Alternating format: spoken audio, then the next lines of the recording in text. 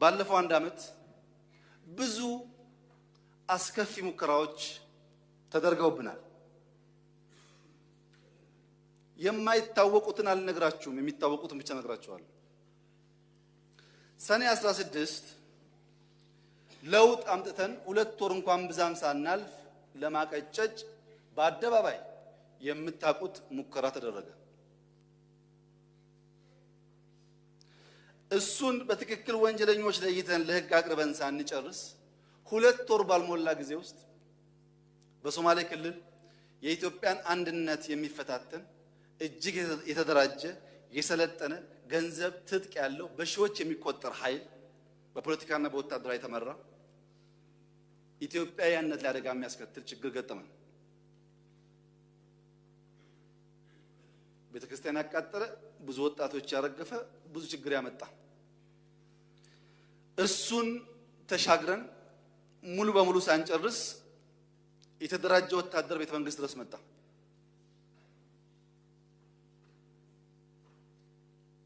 ያ የተደራጀ ወታደርን በመታቆት መንገድ መልሰን 2 ወራት ሳይሞላን በምዕራብ ኢትዮጵያ በ3 ወር መንግስት ሆናለሁ የሚል ኃይል ተፈጠረ። በ3 ወር ውስጥ መንግስት ሆናለሁ ብሎ ምዕራብ ኢትዮጵያን የሚያተራምስ ኃይል ተፈጠረ።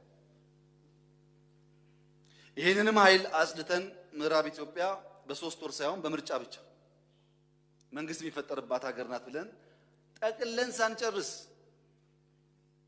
ከቦታ ቦታ ዜጎቻችንን እንደ በግ እየገፉ የሚያፈናቅሉ ኃይል ተፈጠሩ። ህፃናትን፣ ሴቶችን አፈናቃዮች ብለው ዘፈኑብን።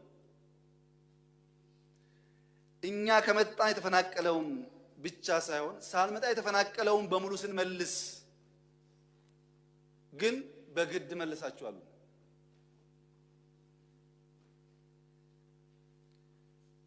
መፈናቀሉን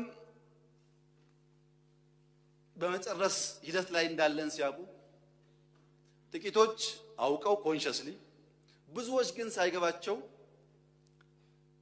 በሁለት እግሯ መቆም ያልቻለችን ሀገር የደሞዝ ጭማሪ በሚል ሰበብ አንዴ ጤና፣ አንዴ ትምህርት፣ አንዴ መምህር እያሉ ተደራጁብን።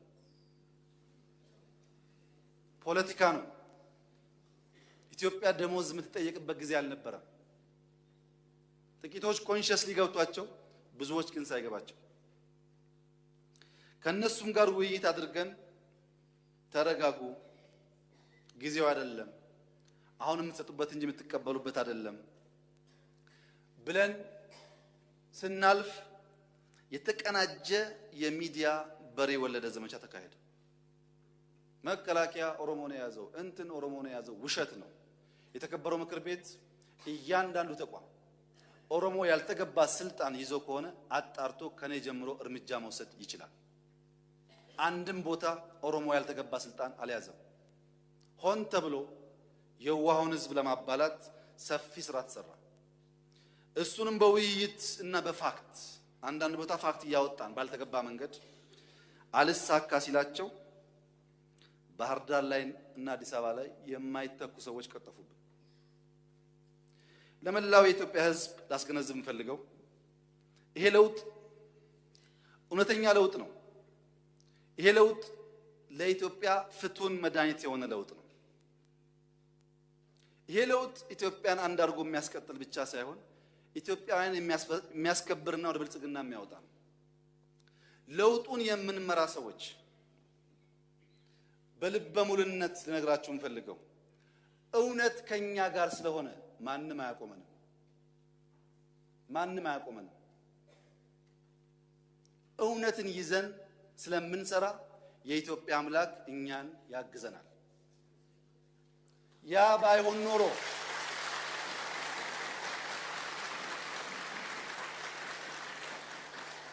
ባይሆን ኖሮ እንደምታውቁት ቀለል ባለ መንገድ ከህዝብ ለመቀላቀል በኔ ደረጃ ሙከራ ያደረገ መሪ የለም።